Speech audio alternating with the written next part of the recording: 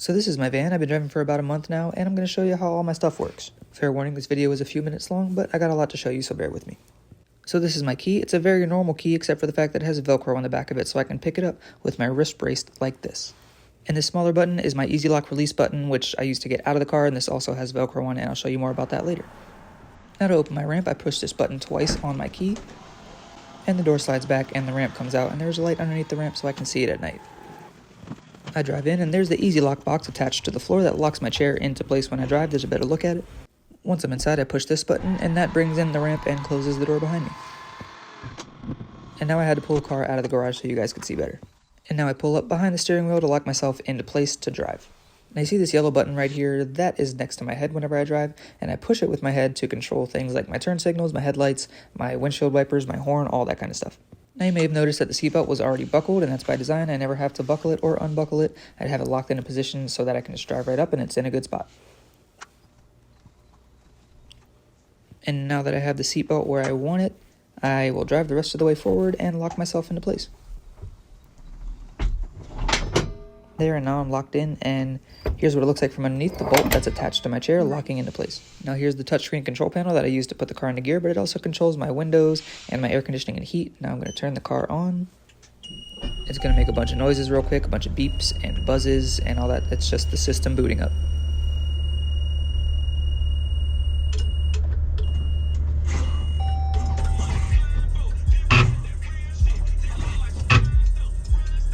Obviously, I have my phone set to connect to the Bluetooth, so I can listen to my music.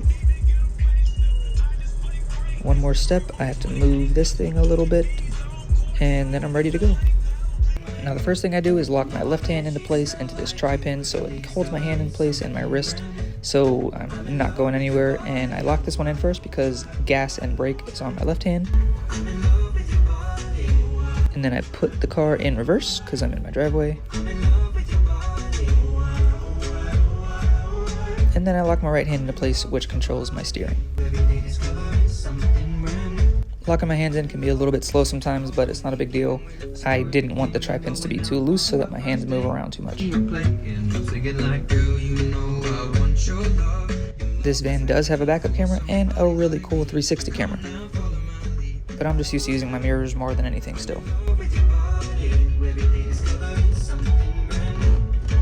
So now that I've backed out, I have to take my right hand out of the steering column, put the car into drive on the touchscreen, and then lock my hand back into place.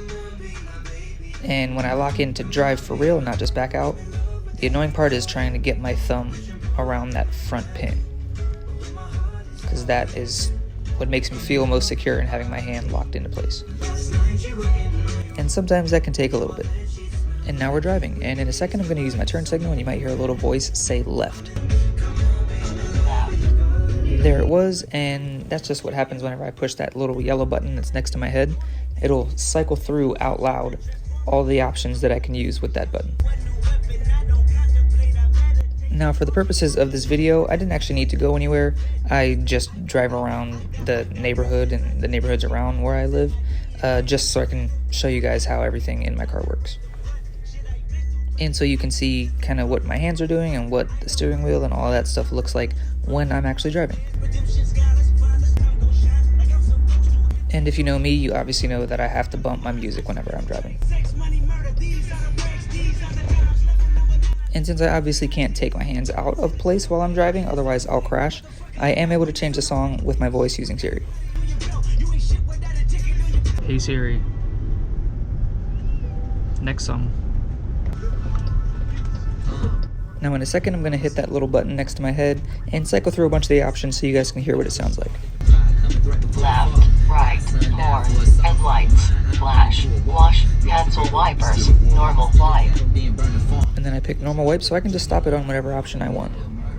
Left, right, horn, headlights, flash, wash, cancel wipers. And that's what it sounds like when I cancel one of the options that I picked, because sometimes I can hit that button accidentally.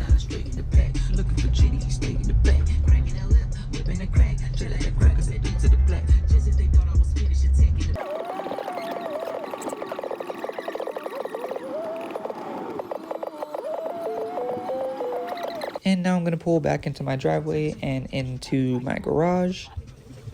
And I'll show you guys how it is when I get out of my van.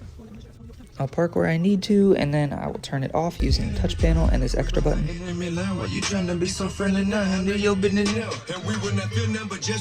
Then I use the Velcro and I pick up that easy lock button that I mentioned at the very beginning of the video. All I do is push this button once and the box underneath me unlocks from the bolt that's on the bottom of my chair. That's the sound it makes, and then I have between 5 and 10 seconds to back out before it locks again. Then I use the key to open the door again, or when it's warm outside, I'll just use the button up front to open the door before I even unlock my chair. Then I just close everything up again using the key, and that is how I drive. Thanks for watching, and if there are any questions about something that I maybe didn't cover in this video, just let me know.